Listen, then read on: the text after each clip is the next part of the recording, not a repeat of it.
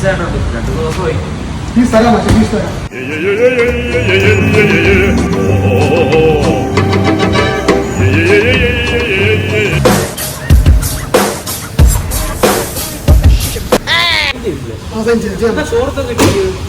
അല്ല ചൂട് ചൂട്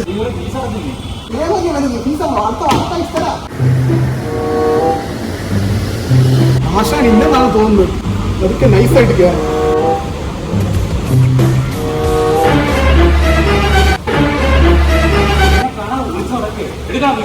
ഫീസ് വരാൻ മാഷേ മാസം ഇങ്ങനെ മാഷേ ഫീസ് അടുത്ത ആഴ്ച തരാം മാഷേ. പൊതുസമൂഹത്തിനൊരു ധാരണയുണ്ട്, കേരളത്തിലെ ജിമ്മുകളിൽ നിന്നെല്ലാം പൈസ തൂത്തുവാരുകയാണ്. പക്ഷെ സത്യത്തിൽ ഇതാണ് അവസ്ഥ. പല കാര്യങ്ങൾക്കും കടമെടുക്കേണ്ട അവസ്ഥയാണ് വന്നിരിക്കുന്നത്.